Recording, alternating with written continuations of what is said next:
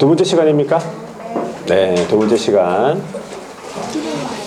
페이지는 170페이지. 중개업 등 3라고 되어 있네. 제목이 큰 제목 제1절에 기본 윤리. 자, 기본 윤리는 개업 등에게 있던 요구되는 기본 윤리가 29조에 규정이 되어 있고, 요게 이제 뭐 단독으로 나오진 않지만 지문으로서 이제 들어갈 수 있습니다. 기본 윤리 요 파트는 주체가 중요한 거예요. 누가 지켜야 되는가 기본 윤리. 그래서 한번 적어 보도록 하겠습니다.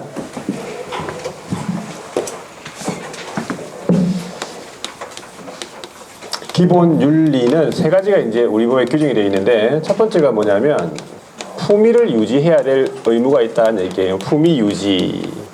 그래서 누가 품위를 지켜야 되는가, 누가 품위를 유지해야 되는가 그 말인데, 개업 공인중개사 및 소속 공인중개사 요 두 사람이에요.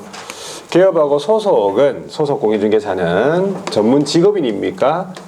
네, 전문 직업인이에요. 전문 직업인으로서 뭘 유지해야 돼? 네, 품위를 유지할 의무가 있다 그 얘기예요. 주어는 개업 및 소속이라는 거지. 품위를 유지해야 된다 그 말은, 개업 및 소속은 막 밤 12시 이후에 막 술 먹고 돌아다니면 된다 안 된다? 안 된다는 거예요. 상당히 품위가 떨어집니다. 네. 그런 품위를 여러분들이 지켜줘야 된다 그 뜻이지. 근데 중개보조원은 품위 유지할 의무가 있다 없다?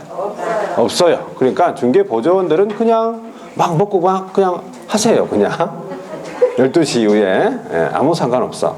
품위를 지킬 필요가 없기 때문에 중개보조원은. 근데 개업하고 소속은 안 된다는 얘기지. 품위 유지해야 됩니다. 개업 소속. 자, 두 번째, 공정한 중개 업무를 해야 된다 그 뜻이네. 자, 공정한 중개 업무를 누가 해야 되는가 하면 개업 공인중개사 및 누구? 소속 공인중개사예요. 개업하고 소속은 신의와 성실로서 어떻게 되냐면 공정하게 중개 업무를 해야 된다 이 뜻이에요. 공정하게 중개 업무. 자, 여러분들이 이제 소장님으로서 이제 사무소에 앉아 있으면 이런 경우가 있을 수도 있잖아요. 여러분들 뭐 아버지가 이렇게 아파트를 하나 팔러 올 수 있잖아. 그랬을 때 여러분들이 아버지라고 부를 수 있습니까? 아버지라고 부를 수 있어요? 안 되고, 아버지라고 부를 수 없습니다, 여러분. 그럼 뭐라 불러야 됩니까? 고객님, 이거는 마트에서 부르는 거고요. 자, 선생님, 물론 괜찮지만, 사장님도 안 됩니다, 여러분. 왜냐면, 매수인 입장에서 보세요. 매수인 입장에서, 뭐, 아버지, 뭐, 서로 짜고 치는 거 아닌가? 이런 생각 들잖아요. 그죠? 아버지라 부르고, 여기는 매수인이라 부르고. 사장님, 이상하잖아, 또. 똑같이 공정하게 어떻게? 여기 매수인이라 불렸으면, 매도인이라 부르고, 그렇게 해야 돼, 아버지를. 그럼 아버지라 부를 수 있다 없다? 없어요. 안 된다고. 왜? 공정하지 못해요. 공정하게 중개 업무 하려면 똑같이 불러줘야 돼. 여기 선생님 했으면 선생님 하고, 사장님 했으면 사장님 하고, 똑같이. 아시겠죠? 네. 아버지를 절대 아버지라고 부릅니다.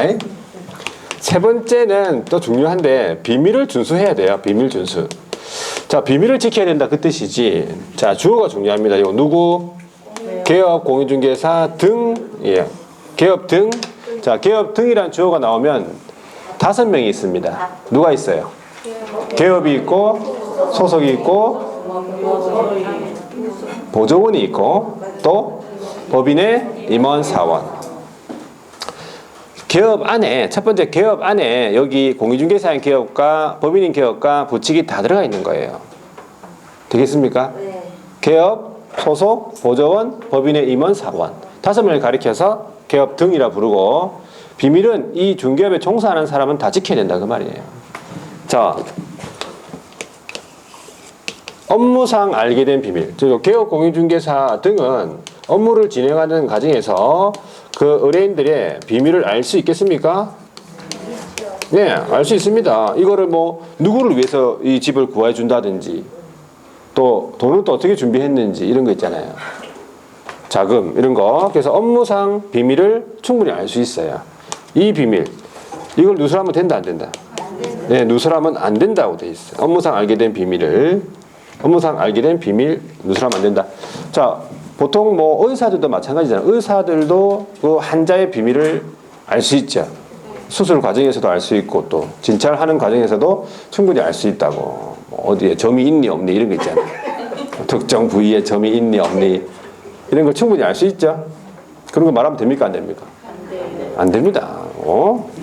자, 그럼 언제까지 말하면 안 됩니까? 법에다 죽을 때까지 이래 적으면 좀 그렇잖아. 법에다가 언제까지 그 직을 그 업무를 어떻게 떠난 후 그 업무를 떠난 후에도 누설하면 안 된다 이렇게 돼 있어요. 그러니까 언제까지? 이게 죽을 때까지 평생 동안 누설하면 안 된다 그 말이지. 그런데 막 입이 간질간질해가지고 막 뭐 말하고 싶다. 그럼 어디로 가야 된다고? 요 가까운 요 대나무 숲에 있죠 여기 있더라고 여기 울산에 한번 가봤어요 제가 여름에 아주 시원하더라고. 여름에 갔는데 그 안에 들어가니까 굉장히 시원하던데 거기 가가지고 뭐라고 얘기해야 돼? 점이 있다 이렇게 얘기하면 안 됩니다 여러분. 그런 비밀 누설인 거예요. 점이 있다 뭐라고 얘기해야 돼? 임금님 귀는 당나귀 귀 이런 식으로 그런 식으로 얘기해야 된다 그 뜻이에요. 되겠죠? 네, 비밀 누설 여기까지. 주어가 중요한 거예요. 주어가 중요한 거예요. 자, 그러면 여기 해당하는 내용 170페이지 개업공인중개사 등의 기본 윤리로서 윤리적 의무 주어를 보니까 개업 및 소속 돼 있잖아요. 밑줄 개업 및 소속은 전문 직업인입니다. 그래서 품위 유지해야 되고 밑줄 신의 성실로서 공정한 중개 업무 해야 된다. 주어는 개업 및 소속이다. 보조는 아닙니다. 자, 오른쪽에 넘어가니까 양가로 4번에 선량한 관리자로서의 주의 의무라고 있잖아요. 이게 뭐냐 성간주의 의무라고 부르죠. 요거는 우리 법에 지금 규정되어 있는 윤리가 아니고 판례에서 규정하고 있다. 그렇게 이해하시면 돼요. 평균인에게 요구되는 주의 의무, 성간주의 의무입니다. 요거는 판례에서 규정하고 있다. 이렇게 알아두시면 되고 한 장 더 넘길게요. 넘기면 네모 2번에 비밀 준수라는 게 나오잖아요. 자, 비밀을 준수를 해야 된다. 동그라미 2번에 보시면요. 두 번째 줄에 업무상 알게 된 비밀을 누설하여서는 아니 된다 라고 돼 있죠. 그리고 그 옆에 개업 등이 이 말 나오잖아. 이게 주어입니다. 개업 등이 어떻게 하면 안 된다고? 그 업무를 떠난 후에도 또한 같다. 누설하면 안 된다 그 말이지. 자, 그런데 이 비밀 준수는 반의사 불벌죄예요. 반의사 불벌죄라고 적혀 있죠. 피해자의 명시한 의사에 반하여 처벌할 수 없다 그 뜻이에요. 피해자가 쉽게 얘기하면 처벌을 원하지 않는다.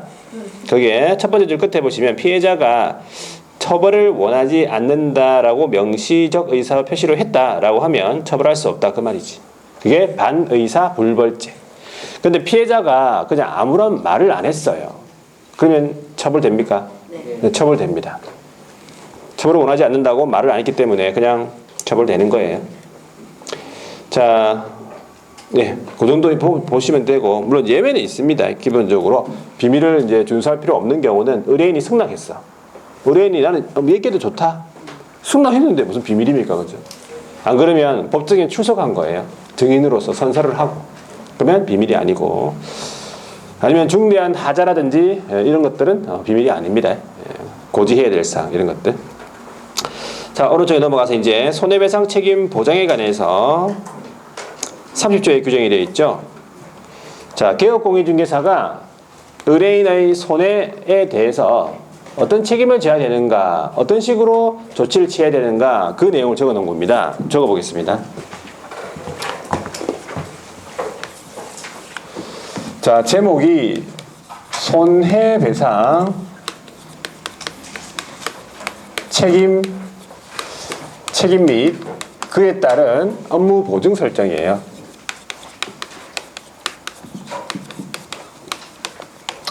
자, 첫 번째가 개업공인중개사가 어떤 경우에 책임지는가. 책임이 두 가지가 나옵니다. 책임이 첫 번째 어떤 경우 책임지냐면 첫 번째 개업공인중개사가 중개 행위를 함에 있어서예요. 모든 행위에 대해 책임지는 것이 아니라 중개 행위를 함에 있어서 자기의 고의라고 하면 뭡니까? 고의는 일불로 하는 거예요. 그렇게 될 줄 뻔히 알면서 일불로 하는 게 고의입니다. 고의 또는 과실. 과실은 뭡니까?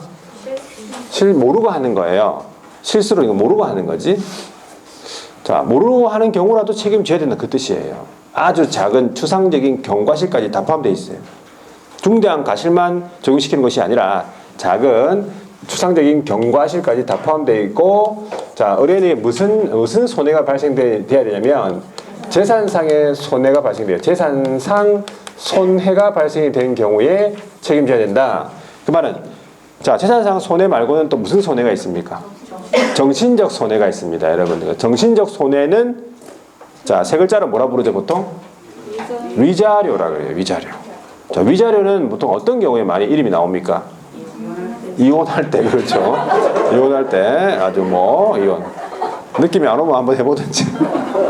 농담이고. 그럴 때 많이 쓰잖아요. 이 위자료 청구 소송, 이혼, 그렇죠? 예. 그 위자료에 대해서는 우리 법에서는 책임 안 집니다. 위자료 책임 안 집니다. 정신적 피해에 대해서는 책임 안 진다고. 그러면 정신적으로 피해 당한 거는 어떻게 할 겁니까? 어떻게 청구합니까? 어떤 법을 통해서? 민법한테 가야 됩니다. 민법. 아시겠죠? 민법을 통해서 청구를 해야 된다. 소송을 통해서. 자, 이때는 과실이 있는 경우에 책임지죠. 예, 과실. 예, 과실이 있는 경우에 책임지죠. 그래서 예, 무슨 책임? 예, 과실 책임이를 부릅니다. 예, 과실 책임. 자, 과실 책임이를 부르고, 자, 요거는 뭐 충분히 이해가 되는데, 두 번째가 뭐냐면, 개업공인중개사가 이번에는 중개행위를 직접 한 게 아니라 자기 사무소를 다른 사람의 중개행위, 자기 이외에 다른 사람의 중개행위 장소를 제공한 거예요. 그래서 마찬가지 거래 당사자에게 무슨 손해가 났어? 재산상의 손해가 난 경우에 개업이 책임져야 된다. 이거는 중개행위를 직접 한 것이 아니고 장소 제공했다는 이유만으로 의뢰인을 보호해주기 위해서 이 규정을 둔 겁니다. 이때는 과실이 없어도 책임져야 된다 해가지고 무과실책임이를 부릅니다. 그럼 시험 문제는 당연히 이 밑에 게 많이 나오겠지. 어떤 식으로 나오냐면 개업공인중개사는 자기의 사무소를 다른 사람의 중개행위 장소 제공해서 거래 당사자에게 재산상 손해가 난 경우에 책임이 없다 이렇게 물어봐요. 책임이 있다. 있다 없다 이렇게 물어봅니다. 아주 간단하게 물어봐요. 뭐 머리 쓰고 그런 거 안 합니다. 그냥 있니 없니 이걸 물어보기 때문에 그런 것만 여러분들이 잘 하시면 돼요. 공부할 때. 자, 그러면 이러한 책임에 대해서 어떤 식으로 조치를 취해야 되는가, 이러한 손해배상 책임에 대해서 어떤 식으로 조치를 취해야 되는가, 그게 업무보증 설정입니다. 두 번째가 업무보증 설정 방법입니다. 방법 및 시기, 언제까지 해야 되는지, 언제까지 설정해야 되는지인데, 자, 개업공인중개사가 의뢰인의 손해배상 책임을 보장하기 위하여 보증 설정을 해야 되는데 세 개 중에 한 가지를 합니다. 첫 번째가 뭐냐면 서울보증보험 주식회사에 가입을 하든지 아니면 협회가 운영하는 공제에 가입을 합니다. 아니면 법원에다가 자기 돈을 직접 공탁을 해요. 자, 요 세 가지 방법 중에 한 가지만 하면 돼. 자, 보통 제일 많이 하는 것은 뭐겠습니까? 제일 많이 하는 건 공제. 그렇죠? 공제는 협회에서 운영하기 때문에 아무래도 협회에서 운영하는 공제에 많이 가입을 합니다. 그래서 1년에 한 20 몇만 원 정도가 이제 공제료로 나가죠. 자, 공제로 이제 보통 사람들 많이 하는데 여러분들은 뭘 많이 하겠어요? 당연히 공탁을 많이 하겠지. 여러분들 기본적으로 다 10억씩 딱 깔려 있잖아, 집에. 구질구질하게 하려고 이거 또 가입하고 그럽니까, 이거? 가입할 필요 없고 법원에 내가 2억씩 딱 1억씩 딱 맡겨놓고 편안하게 사업을 하시면 됩니다, 여러분. 기본적으로 있기 때문에. 자, 그런데 언제까지 해야 되겠습니까? 그러면 이거를 네, 업무를 개시하기 전에, 업무 개시 전까지 해야 돼요. 업무 개시 전까지. 업무 개시 전까지 어디에? 등록관청이죠. 업무 개시 전까지 어디에? 네, 등록관청에 신고한다. 자, 등록관청에 신고를 하는데 신고를 생략해도 되는 경우가 있습니다. 신고 생략에. 신고를 하지 않는 경우죠. 신고 생략. 어떤 경우? 자, 이 보증보험 회사라든지 협회라든지 법원이 보증기관이라 부르죠. 보증기관이 개업공인중개사가 설정한 보증 사실을 등록관청에 어떻게 해서 직접 통보한 경우에요. 그러면 생략 가능하다니. 신고가 생략 가능하다. 보증기관이 보증 사실을 직접 등록관청에 통보한 경우에는 신고를 생략을 할 수 있다는 얘기지. 이런 단서를 좀 기억하셔야 돼. 자, 그 다음에 세 번째가 뭐냐면 보증 설정 금액이네, 이제, 그죠? 얼마의 보증을 설정해야 되는가? 보증 설정 금액, 최소 보증 설정 금액이 얼마냐? 요거, 자, 개인인 개업 공인중개사, 이렇게 이제 물어보면은 누가 생각납니까? 개인인 기업. 두 사람이 생각나야 되는데. 그렇죠. 예, 요거 쉽지 않습니다. 공인중개사인 기업과 부직상의 기업. 이 두 사람을 뭐라 부릅니까? 개인인 기업이라 부르죠. 개인인 기업과 같은 말이 뭡니까? 그러면 또? 네, 법인이 아닌 게요. 이거 상당한 실력을 가지고 있네. 예, 이런 대답은 공부를 좀 했다는 얘기입니다. 이런 대답은요. 지금 현재로서는. 하여튼 개인인 기업은 최소 얼마? 최소 1억 원 이상, 1억 원 이상의 보증을 설정해야 되고, 자, 그 다음에 법인인 기업이 있잖아요. 법인인 기업은 최소 얼마? 법인인 기업은 최소 2억 원 이상이에요.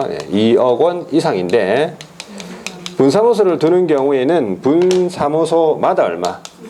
네, 분사무소 두는 경우 분사무소마다 1억 원이에요. 1억 원. 자, 분사무소가 세 군데다. 그러면 총 얼마? 네, 법인은 분사무소가 세 군데 뒀다 그러면 법인은 총 5억 원을 가입해야 돼요.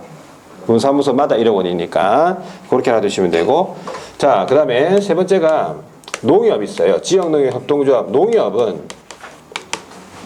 중개업을 위주로 하는 법인이 아니기 때문에 얼마? 네, 1천만 원입니다. 네, 1천만 원 이상의 보증을 설정하면 되고, 나머지 특수법인들이 있습니다. 산림조합이라든지 뭐 자산관리공사 이런 다 얼마? 2억 원 이상이에요. 2억 원 이상 보증 설정 금액이었고, 자, 그 다음에 보증을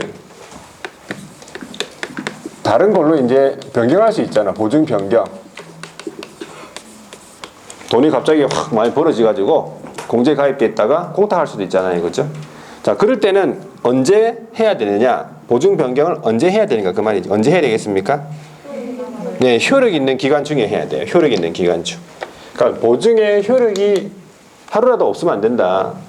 그래서 효력이 있는 기간 중, 효력 있는 기간 중 이렇게 기억하시면 되고, 그 다음에 다섯 번째가 뭐냐면 기간 만료로 인한 보증 재설정, 보증의 재설정. 보증의 재설정은 언제까지 해야 되느냐 이 말이에요. 보증 기간 만료일까지 해야 돼요. 기간 만료일까지. 기간 만료일까지 하면 되는데 시험 문제 이제 어떻게 나옵니까? 기간 만료일의 다음 날까지. 아니면 기간 만료일 전 10일 이내. 뭐 이런 식으로 틀린 겁니다. 기간 만료일까지 요걸 기억하셔야 돼요. 요거 효력 있는 기간 중이랑. 자, 그 다음에 이제 보증 설정 방법 중에서 공탁을 하는 경우 있죠. 공탁. 자, 공탁을 하는 경우에는 공탁금에 대한 공탁금의 회수 제한이 있어요. 회수 제한. 이게 뭡니까? 공탁금은 자기 돈이란 말인데 회수할 때 제한을 두겠다 이 말인데, 개업 공인중개사가 어떻게 되는 경우? 사망. 개업이 사망하거나 아니면 폐업을 하는 경우에 있죠. 예, 폐업을 하는 경우에 있어서 그 폐업일로부터 몇 년간?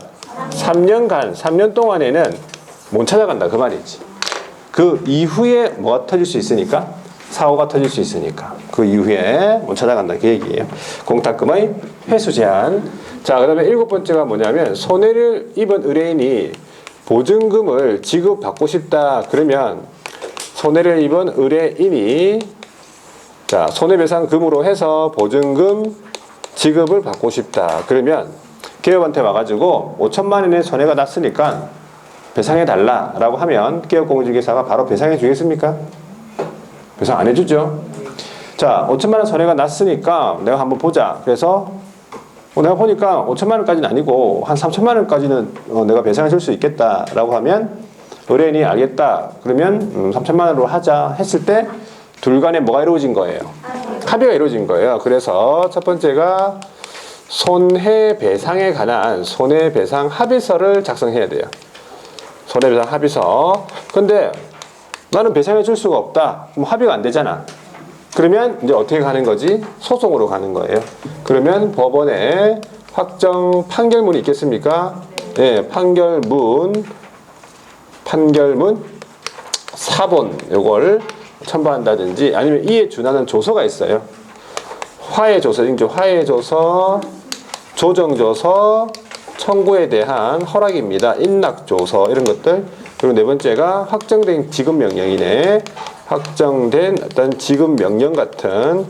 자, 요거를 가지고 누구한테 청구하는가 중요해. 누구한테 청구합니까? 요거를 기업한테 하는 게 아니라 보증기관에다가 요거를 청구를 합니다. 손해배상 청구를 이 서류를 가지고 보증기관으로 가는 거예요. 그 기업이 가입한 보증기관 있죠? 예, 요게 중요한 겁니다. 자, 그래서 기업공인중개사가 손해배상을 해줬어. 자, 기업이 손해배상 했다. 손해배상 한 경우에 첫 번째, 보증보험 또는 공제에 가입이 되어 있었다라고 하면 어떻게 되는 거예요? 15일 이내에 다시 재설정이다. 보시면 돼요. 재설정. 그럼 두 번째, 공탁의 경우에는 어떻게 됩니까? 공탁의 경우에는 15일 이내에 어떻게 한다고? 부족분만 보전합니다. 며칠 이내에? 15일 이내에? 15일 이내에. 자, 예를 들어서 내가 개인으로서 공탁을 1억 5천만 원 해놨어요. 개인인데 1억 5천만 원 해놨다. 그런데 3천만 원에 손해가 나가지고 3천만 원 배상해 줬어요. 그러면 부족분이 있습니까? 부족분이 없잖아. 나는 1억 원만 있으면 되잖아요. 근데 아직 1억 2천이 있으니까 부족분이 없다는 거지. 그럼 보존할 필요 없죠. 근데 내가 1억 5천을 설정해 놨는데 7천만 원의 손해가 났어요. 그러면 얼마를 보존해야 돼? 1억 5천을 설정해 놨는데 7천만 원을 배상해 줬다고. 그러면 얼마 보존하면 돼? 얼마? 2천 하면 되겠습니까? 2천 하면 되죠. 2천만 하면은 1억은 되잖아. 그러니까 부족분을 보존하는 거지 뭘 보존하는 게 아니냐면 손해배상한 금액을 보존하는 게 아니란 얘기예요. 이 자리에. 부족분 보존하는 거지 손해배상한 금액을 보존해야 된다. 이렇게 나오면 틀린 거라고. 그렇게 나올 수 있습니다. 자, 이제 마지막 8번째가 뭐냐면 보증 설정 사항에 대해서 대한 설명해야 될 설명 의무가 있어요. 자, 누가 설명해야 됩니까? 기업이 설명하죠. 기업공인중개사가 언제 설명하는가 그 말이죠. 설명 언제 합니까? 자, 뭐 보장기간이 언제까지, 보장금액 얼마, 그리고 어떤 보증기관의 명칭, 그 다음에 소재지 어디다. 이거를 언제 설명하냐면 중개가 어떻게 됐을 때, 네, 완성이 됐을 때 설명합니다. 중개 완성된 때 설명합니다. 누구한테 설명합니까? 거래 당사자에게 설명해요. 이거 중요하지.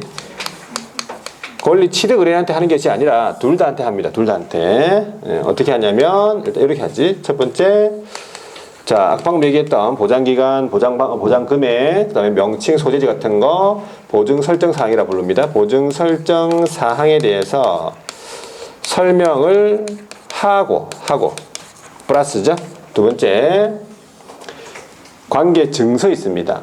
협회 보증 공제 증서 같은 게 있어요. 보증 보험 증서, 공탁 증서 같은 관계 증서 사본 교부하거나 아니면 또는 전자문서 형태로 제공해야 된다는 얘기. 전자문서 제공. 종이가 아니면 전자문서라도 제공해야 된다 그 말이죠. 요게 마지막 설명 의무. 요걸 위반하면 제재가 있어요. 언제 하라고? 중개가 완성이 되면 누구에게? 거래 당사자에게. 이 말이에요. 되겠죠? 자, 밑줄 꺼보겠습니다. 173페이지에 자, 과실책임이라고 되어 있네. 양가로 1번에. 과실책임이 개업의 어떤 경우입니까? 중개행위, 그 다음에 그 옆에 고의과실로 인해서 밑에 재산상 손해. 이 세 가지가 다 결합이 됐을 때 뭐가 돼요? 책임을 집니다. 이게 과실책임이죠. 그 밑에 무과실책임, 요거는 마지막 줄에 보시면 개업이 자기 사무소를 어떻게 했어? 마지막에 장소 제공 나오죠. 장소 제공했죠. 그래가지고 뒤에 재산상 손해 발생하게 했네. 책임져야 됩니다. 정신적 손해에 대해서는 책임이 안 진다. 그래 보시면 돼요. 정신적 손해는요. 자, 배상 범위를 보시면 174페이지에 2번에 배상 범위인데 개업 공인중개사의 배상 범위는 두 번째 줄에 전 손해 배상이라 돼 있잖아. 전 손해인 것이다. 자, 보증 설정한 금액 내에서 배상해 주는 것이 아니고 전 손해를 배상해야 된다. 이 말이에요. 개업 의뢰인한테 2억 원의 손해가 났다. 그러면 일단은 의뢰인이 보증기관한테 1억 원을 받아요. 그리고 개업한테 또 1억 원을 받아. 그러면 이제 개업 공인중개사는 어떻게 보면 1억 원만 준 거잖아요. 그런데 나중에 보증기관이 개업한테 뭐 한다고? 구상권을 행사해요. 달라고 1억 원을. 그러면 너가 뭐 지금 보험에 가입해놨는데 뭐 그렇게 되는 거는 뭐지? 이렇게 생각할 수도 있어요. 이렇게 안 돼 있으면은 개업하고 의뢰인 간에 어떻게 합니까? 개업하고 의뢰인하고 짭니다. 짜가지고 얼마나 손해 났으니까 타가지고 반반 해서 먹자 이래가지고 짭니다. 그러면 협회는 뭡니까? 그러면은 괜히 그냥 1년에 20몇만 원 받아가지고 지금 2억씩 막 주고 그래야 됩니까? 그건 아니잖아, 그죠? 1억씩 주고 그래야 됩니까? 그건 아니잖아. 그러니까 그런 규정이 구상권을 행사하게 된다 그 말이지. 저 짜고 치니까. 자, 그래서 밑에 내려가 볼게요. 업무 보증 기간의 배상 범위라 해가지고 제일 마지막 줄 무한 책임을 지는 것이 아니다 그 말이지. 얼마를 보증으로 설정한 금액 범위에서 책임을 지는 것이다. 그래 되는 거예요. 일단은요. 자, 오른쪽 페이지 손해배상 책임의 성립이 되려면 일단 중개행위를 해야 되겠지. 예, 일단은 중개행위를 함에 있어서 제목만 보시면 돼요. 뒤로 넘어가서 양가로 2번에 고의과실, 고의 또는 과실로 이 말이지. 고의 또는 과실. 자, 이때의 과실은 동그라미 2번의 세 번째 줄 보시면 경과실이면 충분. 중대한 과실일 필요 없다 그 말이지. 경과실이면 충분. 그 밑에 줄 추상적인 과실을 의미한다. 추상적인 경과실을 의미하죠. 176페이지 제일 밑에 동그라미 2번이 과실 있죠. 거기에서 경과실 세 번째 줄에 경과실이면 충분. 추상적인 과실을 의미한다. 되겠습니까? 자, 오른쪽 페이지 177페이지에는 밑에 보시면 동그라미 4번. 자, 어떤 경우에도 책임지느냐 돼 있는 것이 이제 장소, 타인에게 장소 제공인 거예요. 장소를 제공했다는 얘기지. 이거는 이제 무과실 책임의 규정을 말하고요. 뒤로 넘어가서 일단 양가로 3번이 뭐냐면 인과관계가 있어야 된다 그랬죠. 고의과실이나 아니면 장소 제공한 것이 손해배상하고의 어떤 인과관계가 있어야 된다 이 말입니다. 그리고 양가로 4번에 보니까 재산상의 손해가 발생이 돼야 되겠네. 정신적 손해는 책임 안 진다 그 뜻이죠. 소멸시효는 보지 마시고요. 지금 179페이지에 손해배상 책임 보장에서 업무 보증 설정이 나왔죠. 신고 시기 첫 번째 줄이네. 끝에 업무 개시 전 신고 시기입니다. 그런데 신고 생략 나오네. 니은에 누가? 보증기관이 그 말이에요. 보증기관이 보증 사실을 등록관청에 직접 통보한 경우 신고 생략할 수 있다. 밑에 보증 설정 방법은 제목만 하시면 돼요. 기억에 보증보험 니은에 공제 뒷장에 공탁 세 개 중에 한 가지 하면 되죠. 제목에. 자, 보증 설정 금액 얼마? 개인인 기업은 얼마요? 1억 원 이상이다. 개인인 기업은 1억 원 이상이다. 그 다음에 농협은 그 위에 법인인 기업이 빠졌네. 법인인 기업은 얼마? 2억 원 이상이고 분사무소마다 얼마? 1억 원 이상이다. 디귿에 농협은요 1천만 원 이상이죠. 그 밖에 특수법인들은 2억 원 이상이다. 자, 그 다음에 보증을 바꾸고 싶다 그 말이지. 보증 변경. 자, 보증 변경. 두 번째 줄 언제까지? 효력 있는 기간 중. 효력 있는 기간 중. 이걸 기억합니다. 보증 변경은요 효력 있는 기간 중 되겠죠. 자, 그리고 기간 만료에 대한 보증 재설정은 언제? 두 번째 줄. 기간 만료일까지. 기간 만료일까지. 자, 오른쪽에 손해배상금 지급받고 싶다. 그럼 어떻게 됩니까? 세 번째 줄에 손해배상 합의서, 화해조서, 확정된 법원의 판결문, 그 밖에 조서, 효력 있는 조서들 이런 것들을 자 누구한테 가져가야 되는가? 그 옆으로 가면은 보증기관은 이를 심사한 후 정당하면 지급해야 되죠. 그 말은 보증기관한테 청구한다 그 말입니다. 보증기관에다가 청구를 해야 됩니다. 자, 그리고 동그라미 3번은 뭐냐면 보증금액 보전인데 손해배상 한 경우 이 말이에요. 기업이 손해배상을 한 때에는 며칠 이내에 15일 이내에 보증보험 공제에 다시 가입하거나 마찬가지 15일 이내에 공탁금 중 부족하게 된 금액 부족분을 보전하면 된다 그 뜻이고, 자 마지막에 양가로 4번에 보증 설정 사항에 대해서 설명을 해줘야 되는데 누가 합니까? 기업이 언제 하죠? 중개 완성된 때 누구에게? 거래 당사자에게 어떻게 하느냐? 보증 설정 사항에 대해서 설명을 하죠. 박스 안에 있는 거 설명하고입니다. 하고 관계지사 사본 교부하거나 전자문서 제공. 이 정도만 보시면 돼. 자, 182페이지에 제일 위에 가면 보증기관의 구상권 행사 요거만 보세요. 두 번째 줄에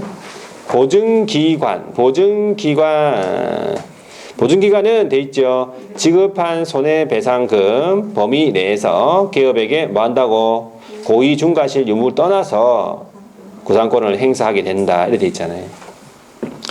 자, 됐습니다. 이렇게 나머지 제재고, 자, 한 장 넘기면 184페이지에 계약금 등에 관한 채무이행 보장이네. 자, 요것도 과거에는 시험 문제가 단독으로 이렇게 막 한 문제씩 막 출제되고 했는데 한 2년에 정도 한 번씩 출제가 됩니다. 그래서 출제될 확률이 좀 높기 때문에 제목이 좀 깁니다. 계약금 등의 자 반환할 채무가 있는 자로 하여금 그 이행을 어떻게 해주겠다고요? 네, 보장을 해주겠다는 거지. 네. 우리가 매매계약 체결할 때 매도인, 매수인 중에서 상대적으로 좀 불리한 사람이 누굽니까? 매수인이 좀 불리하지. 매수인은 계약금 중도금을 매도인 통장으로 입금시키죠. 근데 등기는 여전히 매도인 등기로 돼 있잖아. 명의로. 그러면 매도인이 이제 그 돈 가지고 도망갈 수도 있고 아니면 그 물건을 또 팔 수도 있고 다른 사람한테. 그러니까 아주 매수인은 좀 상대적으로 불리합니다. 그래서 매수인을 위한 제도다 이렇게 보시면 되고, 첫 번째 제목이 뭐냐면 예치 권고입니다. 예치 권고. 자, 개업 공인중개사가 개업 공인중개사가 거래의 안전을 보장하기 위해서, 거래 안전 보장이죠.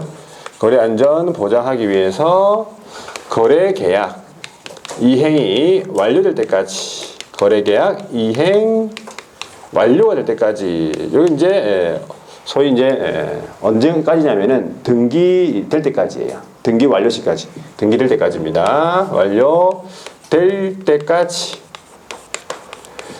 계약금 등에 대해서 개업공인중개사 또는 대통령령이 정하는 자의 명의, 이걸 합치면은 예치명의자 이렇게 부릅니다. 예치명의자의 명의로 일정한 기간에 예치기관 말해요. 예치기간에다가 예치할 것을 누구에게? 거래 당사자 둘 다에게 뭐 할 수 있어? 권고할 수 있어요. 예치 권고를 할 수 있다 이 말은 예치 권고 하에 하는 게 아닙니다. 기업의 의무가 있는 것이 아니에요. 기업은 굳이 이걸 안 하겠지. 귀찮고로 뭐 하려고. 그죠? 공부 안 하죠. 근데 안전을 위해서 이제 정착되는 의미에서 이렇게 이제 제도를 이제 두고 있는데, 첫 번째는 권고하여야 한다는 틀렸다. 그리고 언제까지 예치합니까? 네, 거래계약 이행이 완료될 때까지, 등기가 될 때까지 예치해야 된다는 사실이에요. 자, 그런 다음에 계약금 등이란 말 나오잖아요. 계약금 등. 자, 그러면 계약금 등이니까 첫 번째가 계약금이 있겠죠. 자, 그 다음 뭐가 있습니까? 네, 중도금이 있습니다. 그 다음 뭐가 있어? 잔금이 있어요. 요 세 개를 다 해도 되고, 요 중에 일부만 해도 되고, 그렇습니다. 그 다음에 예치 명의자는 누구 명의로 예치한다고 아까? 개업 명의로 예치할 수 있다 했죠. 자, 개업뿐만 아니라 이제 대통령령에서 정하는 자 명의가 6명의가 있어요. 여기 첫 번째가 뭐냐면 은행입니다. 은행. 두 번째는 보험회사예요. 세 번째가 신탁업자. 네 번째는 채신관서예요. 자, 다섯 번째는요. 공제사업자, 협회를 말합니다. 공제사업자.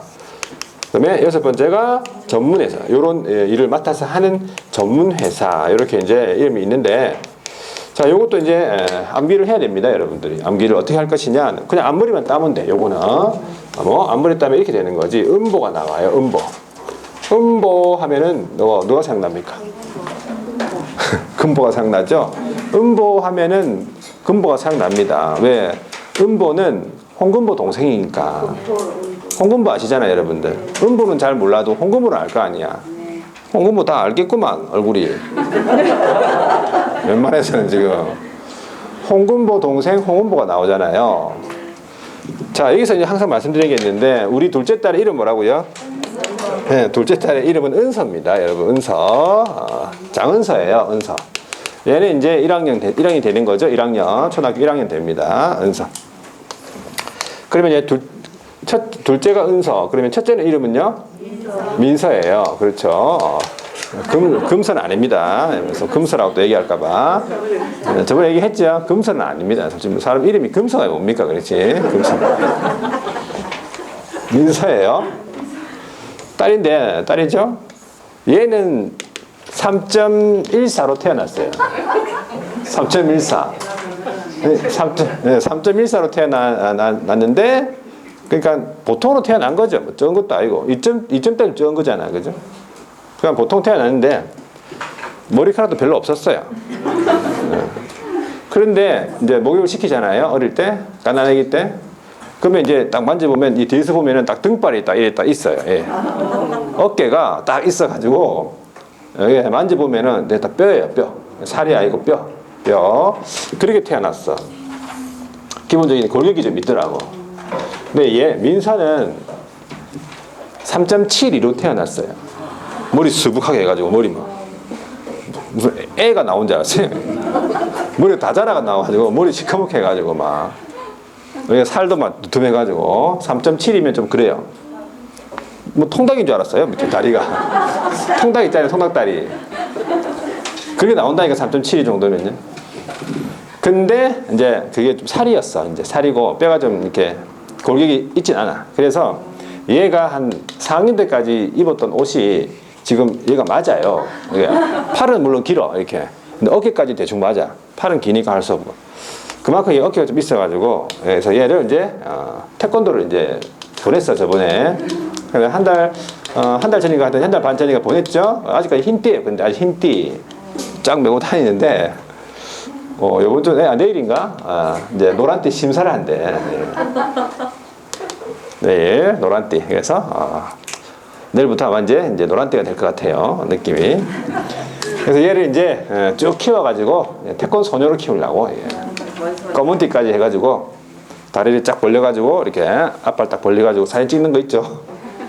그래가지고 사진 하나 걸어 놓으려고. 요거 얘는 이제 보통 악기를 많이 했어요. 악기. 지금도 물론 좀 하고 있는데 피아노하고 뭐 이런 거요.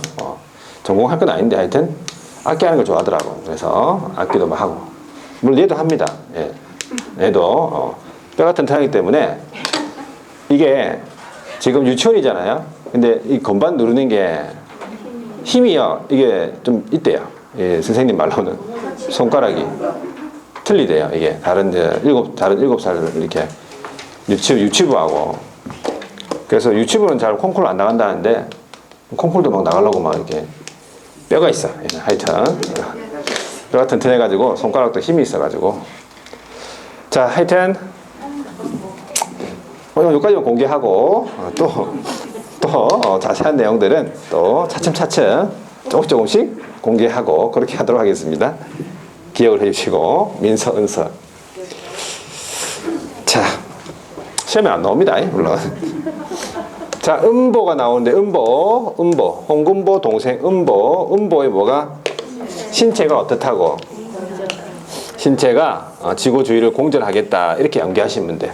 음보, 신체, 공전 이렇게 암기하면 예치명의자. 자, 그 다음에 예치기관이라고 있어요. 예치기관. 요게 예치의 금융기관이 있네. 금융기관이라고 하면 은행하고 우체국하고 다 들어가는 거예요. 금기관 아시죠? 그 다음에 공제사업자. 그 다음에 신탁업자. 그래서 등이라 되어 있는데 여기서 예뿐만 아니라 여러 군데가 있는데 일단 법에는 등이라고 되어 있습니다. 그래서 외울 때 어떻게 외운다고? 금공신 이렇게 금공신 이렇게 해서 암기를 하시면 돼요. 앞머리 따가지고 예치 명의자는 은보 신체 공전 물론 개업도 포함되어 있고 예치 기간은 금공신 이런데 예치 명의자 중에서 조금 불안해 보이는 사람이 있어. 누굽니까? 개업이죠. 그래서 두 번째 개업 공인중개사 개업 명의로 예치를 한 경우 개업 명의로 예치한 경우에는 개업은 일정한 의무가 발생이 돼요. 세 가지 의무인데 첫 번째가 뭐냐면 자기가 가지고 있는 자기 소유 예치금이 있을 거 아니에요. 자기 소유 예치금과 어떻게 해야 된다고? 분리해서 관리해야 돼요. 분리 관리. 따로따로 관리해야 돼. 그 뜻이지. 왜? 섞이면 당연히 안 되지. 섞일까봐 그게 문제가 아니라 월말에 막 빠져나가요. 자동이체 이런 거, 자동이체, 대출 뭐 이런 거, 카드값. 자동이체 방지하기 위해서 어떻게? 분리관리. 두 번째는 거래 당사자 동의 없이는 뭐 하면 안 되겠어요? 당연히 인출하면 안 된다. 동의 없이 인출 불가. 자, 그러면 거래 당사자가 동의를 했다. 100만 원 정도 뽑아가지고 찾아가지고 고기 좀 사 먹고 피곤하니까 거래 당사자가 동의했으면 인출이 됩니까? 거래 당사자 동의했다고. 동의했으면 인출하면 됩니다. 동의 없이 인출하면 안 되니까 거래 당사가 동의하면 인출 가능하다는 얘기겠지. 그렇죠? 네. 자, 세 번째는 뭐냐면 예치금, 예치 대상이 되는 금액. 예치금을 말하겠지. 예치 대상이 되는 계약금 등에 해당하는 예치금에 해당하는 금액. 해당하는 금액의 뭘 설정해야 된다? 예치금에 해당하는 금액을 보장하는 금액을 보장하는 보증 설정을 해야 돼요. 보험에 가입한다 그 말이지. 우리 앞에서 보증보험 공제 공탁 한 것처럼 저거와 별도로 개업명의로 예치했을 때는 여기에 대한 보증 설정을 해야 되는데 중요한 거는 얼마를 해야 된다고. 얼마 예치금에 해당하는 금액. 그러니까 1억 원, 2억 원 그게 아니라는 거예요. 그거 헷갈리면 안 된다고. 예치금에 해당하는 금액을 보장하니까 10억이면 10억, 5억이면 5억. 예치금이니까 예치금만큼의 보증 설정을 해야 된다 그 말이에요. 그래서 어떻게 관계 증서 있죠. 마찬가지 증서 사본을 교부하거나 아니면 전자문서 제공해야 된다. 누구 명의로 예치했을 때? 네, 개업 명의로 예치했을 때 이 세 가지지. 다른 사람 명의로 예치했을 때는 이런 의무가 없다라는 거예요. 주의하셔야 돼, 그게. 다른 사람들은 이런 의무가 없다. 개업만 이런 의무가 있다라는 거예요. 자, 그 다음에 세 번째가 뭐냐면 예치금의 수령이네. 예치금 수령. 자, 수령인데 원칙적으로는 언제 수령하는 게 원칙입니까? 예치금은 거래계약 이행 완료 시네. 거래계약 이행 완료될 때 수령하는 게 원칙이겠지. 왜? 거래계약 이행 완료될 때까지 예치하니까. 거래계약 이행 완료될 때까지 예치하니까 거래계약 이행 완료 시 수령하는 게 원칙인데 예외적으로 자, 매도인이나 매도인, 그 다음에 임차인, 이런 사람들을 우리는 지금까지 뭐라 불렀습니까? 권리를 이전하고자 하는 의뢰인 불렀죠. 맞는데 여기서는 어떻게 부르냐면 예치금, 계약금 등을 수령할 수 있는 권리가 있는 자라 불러요. 이 자들이 일정한 사항이 적혀있는, 일정한 내용이 적혀있는 보증서를 누구한테 교부해야 되냐면 예치 명의자에게 교부를 하고 어떻게 할 수 있느냐? 미리 수령할 수 있다, 그 말이에요. 자, 요 사람들도 다른 데 중도금이나 잔금을 치를 때 줘야 될 거 아니에요. 그러니까 미리 수령할 수 있다는 얘기, 예외적으로.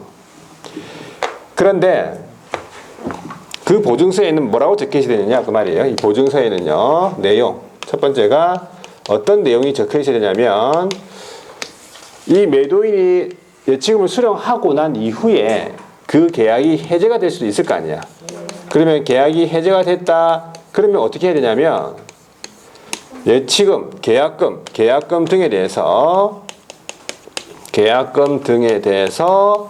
반환을 해주겠다. 반환할 채무가 있는 사람으로 하여금 그 이행을 보장해 주겠다. 이런 내용이 적혀 있어야 돼요. 계약금 등에 대해서 반환 채무 이행을 보장해 주겠다. 그래서 이 제목이 계약금 등의 반환 채무 이행 보장이 나온 거예요. 제목이. 요 내용이 적혀 있어야 되고, 요 보증서 어디에서 발행한 거냐? 그 말이 발행 기간이 나와요. 발행 기간. 자, 여기서 그 유명한 누가 나옵니까? 금보가 나오는 거예요. 금융기관 또는 보증보험회사. 그래서 여기에서 누가 나와?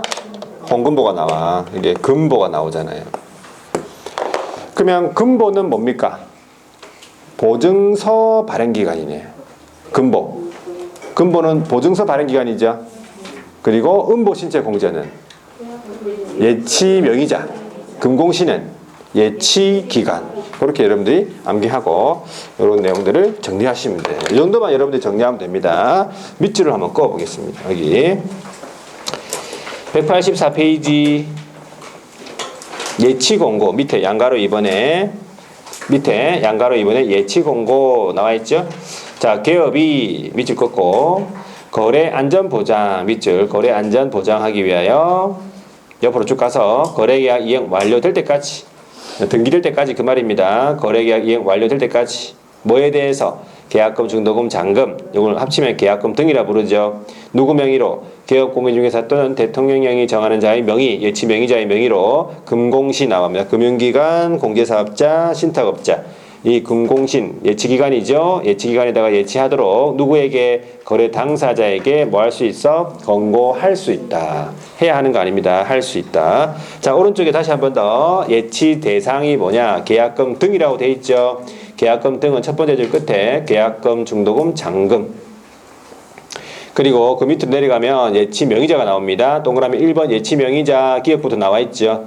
개업이 있고 그 다음에 순서대로 동그라미 한번 쳐보세요. 은보, 신체, 공전 다 나왔죠. 은보, 신체, 공전 예치 명의자입니다. 그리고 2번 예치 기관으로서는 금공신 나왔습니까? 금공신 나왔죠.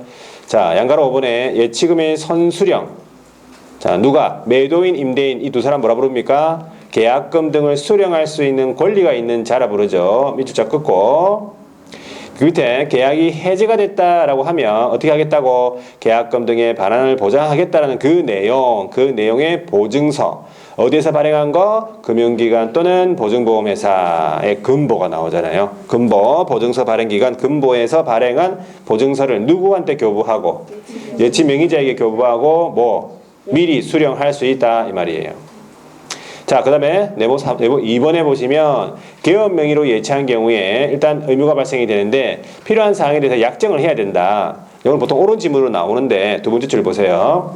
계약 이행이 완료 또는 계약이 해제 등의 어떤 사유로 인해 가지고 인출에 대한 거래 당사자 동의 방법이라든지 그 외에 어떤 필요한 어떤 안전에 필요한 어떤 사항에 대해서는 약정을 해야 된다는 거 오른지문으로 나오니까 한번 읽어보면 되고, 그 다음에 예치금 지급을 위한 보증 설정을 해야 되는데 마지막 줄 보세요. 예치 대상이 되는 계약금 등에 해당하는 금액이라 되어 있잖아. 1억 원, 2억 원 모릅니다. 그냥 예치 대상이 되는 계약금 등에 해당하는 금액, 예치금에 해당하는 금액을 뭐하는 보장하는 보증보험 공제 공탁 보증 설정을 해야 된다 그 뜻이에요. 되겠죠? 누구 명의로 예치했을 때? 개업 명의로 예치했을 때. 그래서 관계증서 사본 교부하거나 전자문서 제공해야 되네. 자, 그리고 양가로 3번에 개업 명의로 예치했을 때는 두 번째 줄에 자기 소유 예치금과 뭐 해야 돼? 분리관리 해야 되고, 그리고 마지막 줄 거래 당사자 동의 없이는 인출해서는 안 된다. 인출 불가. 이거 개업 명의로 예치했을 때입니다. 자, 그래서 이렇게 정리하시면 되고, 자, 이제 좀 쉬었다가 187페이지 여러분 제일 좋아하는 중개보수 보도록 하겠습니다.